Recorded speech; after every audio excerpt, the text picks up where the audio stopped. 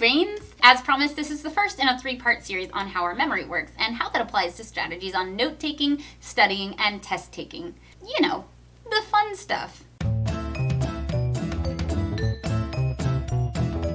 We often think that if we don't do well on tests, it's because we have a terrible memory. That's a common complaint for those of us with ADHD. So I looked into what might help, and here's what I found. There's nothing wrong with our memory. Wait, what? How can that be true? Is it true? Well, yes and no. What most of us are referring to when we use the term memory is long-term memory. As in, the test is in 2 weeks. Can I remember what I learned today? No. Terrible memory. But ADHD doesn't really affect our long-term memory. There's technically nothing wrong with our brain's ability to store and retrieve information.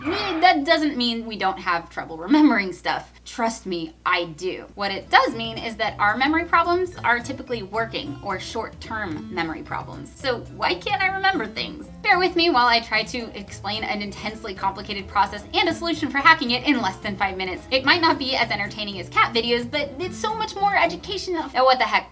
Let there be cats.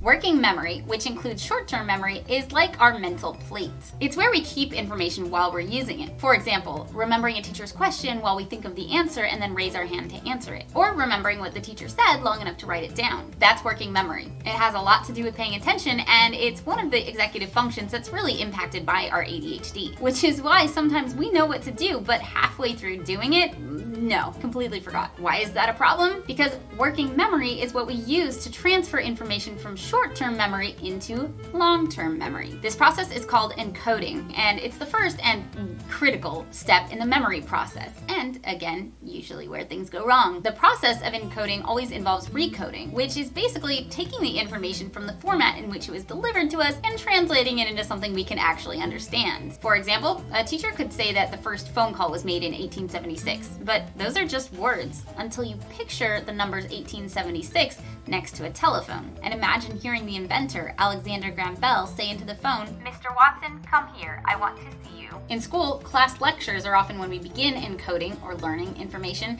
and taking notes can really help with this process. Taking notes helps keep students focused and engaged while the teacher is talking. Super important because you can't remember what you weren't paying attention to in the first place, and it also gives something they can study later. That's probably why many teachers actually require that their students take notes, although they don't seem to bother to teach them how. But for those of us with ADHD, this is a double-edged sword. Taking notes can be helpful, in some classes even essential, but it can also be overwhelming and frustrating because it relies so heavily on our working memory. Think about what taking notes requires. Not only do we have to pay attention to and process what the teacher is saying, we have to decide what's important enough to write down and hold it in our brains while we actually write it in a way that we can actually go back and read it later, all while the teacher's still talking. No wonder the stress of taking notes has been compared to playing chess at a competitive level. That's true for anyone, but again, it's especially challenging for those of us with ADHD. Some students make it easier on their brains by giving up on trying to understand the information and just copying down as much as they can. And some give up on taking notes entirely and just try to process and remember the information all in their head. The problem is, much like Goldilocks and the Three Bears,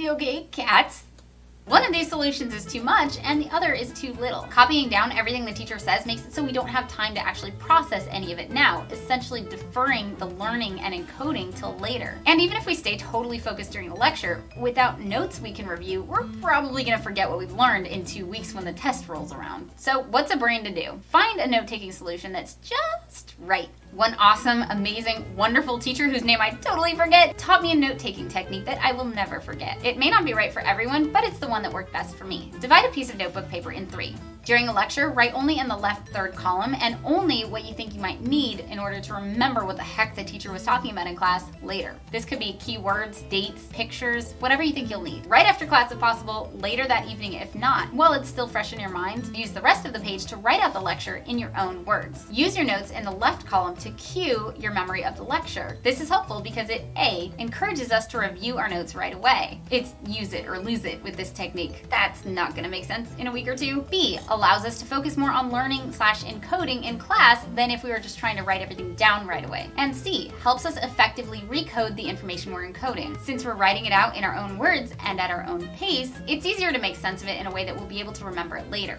2 final tips. Final? Get it? 1, it's easier to encode information if it's not completely foreign to us. So getting familiar with the material, like reading the chapter that the teacher's going to be talking about the night before, is actually really helpful. Our memory depends on connections, and the more we can make, the better. 2, if you're worried you'll miss something or won't be able to remember enough to write it out later, check with your school about accommodations. Many schools will find a way to provide you with an extra set of notes from another student or even the outline from the professor. That's it for this week. For more on encoding and recoding, check out the links below, and for part 2, click here. Next week. Bye, brains! I'd stay longer, but I've got a lot of studying to do.